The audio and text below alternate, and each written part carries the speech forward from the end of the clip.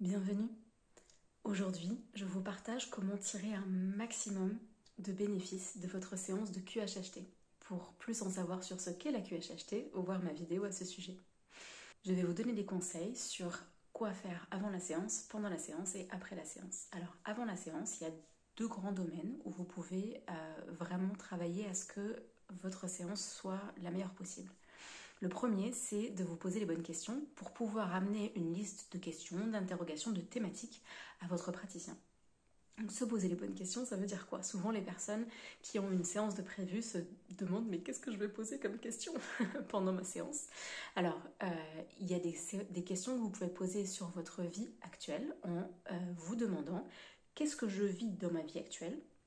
Vous faites l'état des lieux, les relations familiales, amicales, personnelles, amoureuses, les activités professionnelles, de loisirs, etc., ce que vous avez envie de vivre, physiquement, vos problématiques de santé, etc., au niveau de la spiritualité, votre développement personnel, votre intériorité, qu'est-ce que vous vivez, qu'est-ce que vous avez envie de vivre, au niveau psychologique, au niveau émotionnel, au niveau physique, à tous les niveaux en fait. Qu'est-ce que vous vivez, qu'est-ce que vous avez envie de vivre.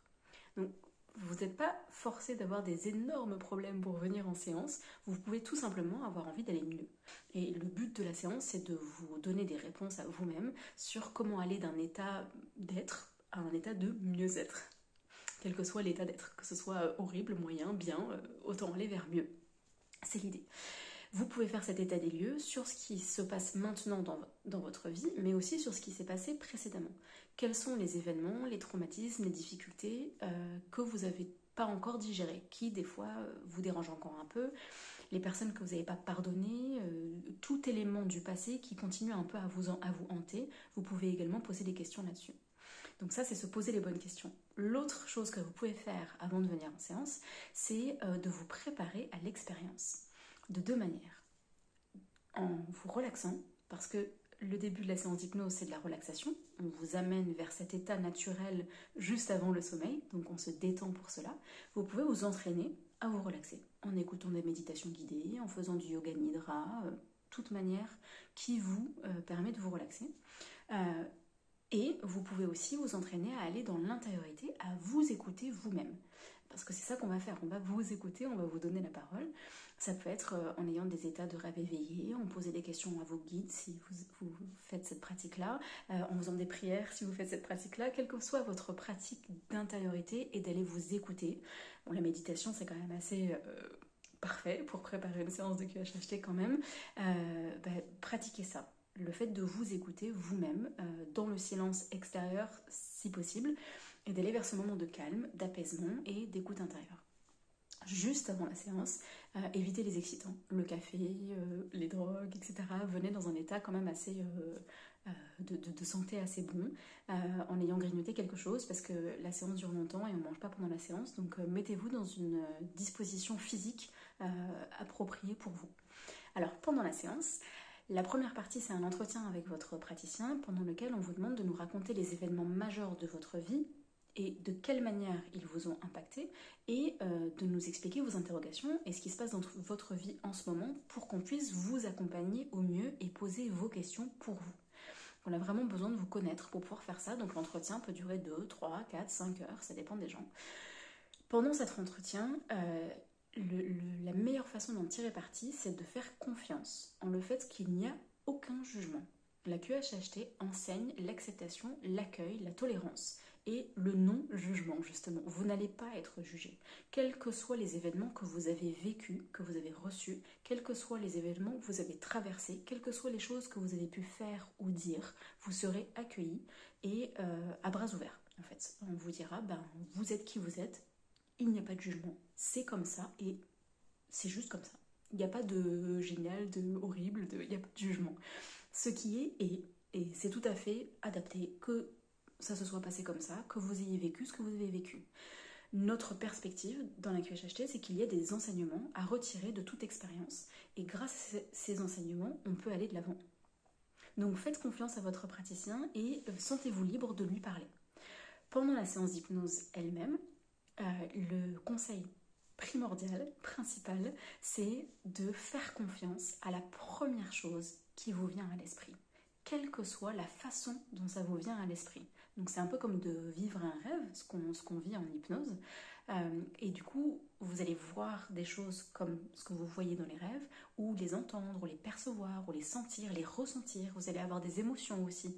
Faites confiance à ça et essayez de le percevoir dans le plus grand détail. Donc si vous avez l'impression de « Ah, je pense que… » mais dites-le nous, partagez-le nous, même si c'est pas encore formé. « Je pense que là, je perçois telle chose. » Et au fur et à mesure que vous nous en parlez, les détails vont se préciser et vous allez avoir de plus en plus d'informations parce que vous portez votre attention sur ce que vous percevez en faisant confiance à ce que vous percevez, que ça fasse sens ou non. Souvent, ça ne fait pas sens et les personnes se disent « mais ça ne fait pas sens ». C'est tout à fait ok, ça fait sens après. Pendant, ça peut ne pas faire de sens, c'est complètement normal, c'est complètement ok, ça fera sens après.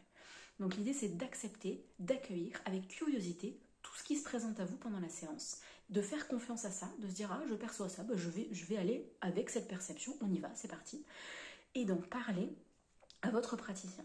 Donc vous faites confiance à ce que vous percevez, vous essayez de le percevoir dans le plus de détails possible et vous en parlez à votre praticien. Et les deux vont ensemble. Plus vous en parlez, plus vous le voyez dans le détail, plus vous voyez dans le détail, plus vous en parlez.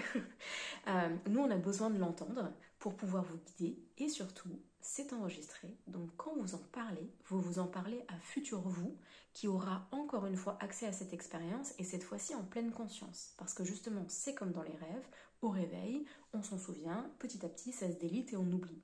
Le but du fait d'évoquer énormément de choses que vous vivez, tout ce qui vous passe par la tête, c'est aussi de pouvoir le réévoquer après. Autre élément pendant la séance, où vous nous partagez la première chose qui vous vient à l'esprit, sachez que c'est normal d'être conscient, d'avoir conscience de ce qui se passe. Vous n'allez pas vous évanouir, vous ne partez pas dans l'inconscience, vous ne partez pas dans le sommeil. C'est extrêmement rare les personnes qui ne sont pas conscientes de ce qui se passe pendant la séance et qui reviennent après l'hypnose en disant « tiens, j'ai tout oublié ». Ça arrive très très très rarement. La plupart des gens sont complètement conscients de ce qui se passe et d'ailleurs vous êtes tout le temps dans le contrôle de ce qui se passe. Vous pouvez partager ou pas les choses que vous avez envie de partager ou pas. Il y a des personnes qui ont peur de parler de choses qu'elles n'ont pas envie de partager. Si vous n'avez pas envie de les partager, vous ne les partagerez pas. Point. Vous êtes garant de votre propre intégrité, il n'y a aucun souci par rapport à ça. Donc, ceci étant dit, n'hésitez pas à le partager parce qu'il n'y a absolument aucun danger ou risque vu qu'on est dans la confidentialité la plus totale et dans l'accueil de qui vous êtes le plus total sans jugement. Donc il n'y a aucun problème, mais il y a certaines personnes qui ont leur jardin secret qui ne veulent pas en parler. N'hésitez pas à en parler quand même, histoire que ce soit sur votre enregistrement et que vous puissiez les réévoquer ensuite. Il y a quelque chose à savoir, c'est que quand vous êtes sous état d'hypnose, la première chose qui vous vient à l'esprit, ça vous paraît complètement naturel, complètement évident, mais ça c'est évident. Parce que vous donnez la parole à votre subconscient, vous parlez du point de vue de votre subconscient, et donc, oui, votre subconscient, il est au courant de ce que vous racontez. Donc quand vous sortez de l'hypnose, souvent vous êtes en doute de « mais ça c'était trop évident, je le savais déjà finalement ». Oui, vous le saviez déjà, oui, ça fait partie de vous, oui, c'est une évidence, mais vous ne l'aviez pas encore porté à votre conscience, et c'est là tout l'exercice de la séance. Donc si à un moment vous dites « mais ça c'est mon esprit conscient qui a répondu, est-ce que c'est vraiment mon subconscient ?»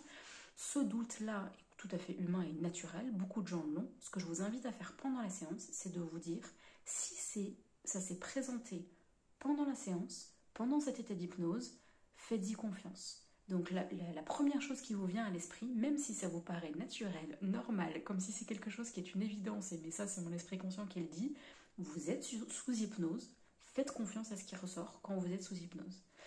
Alors, après la séance, réécoutez votre enregistrement, encore et encore et encore, mais au moins une fois en pleine conscience, si possible en prenant des notes, vraiment en mode, là, je prends conscience de tout ce que j'ai dit dans cet état d'hypnose qui est quand même altéré et particulier.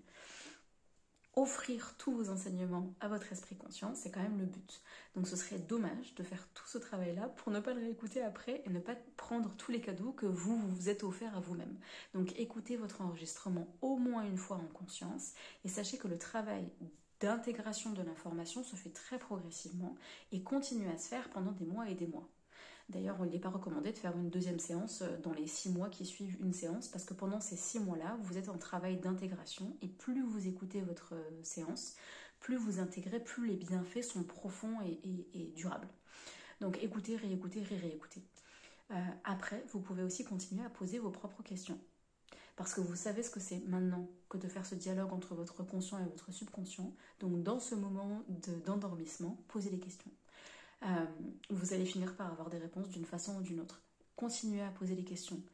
Et surtout, mettez en place les conseils qui vous ont été donnés. Utilisez les révélations que vous avez eues pendant la séance d'hypnose pour changer votre vie. Donc agissez sur les conseils qui vous ont été donnés et suivez votre intuition, suivez votre subconscient, suivez ces conseils. Ils vous résonneront positivement et alors suivez-les.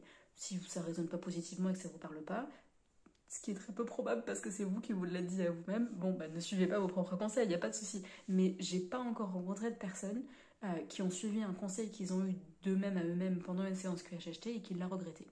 Donc allez-y, changez votre propre vie. Belle aventure à vous.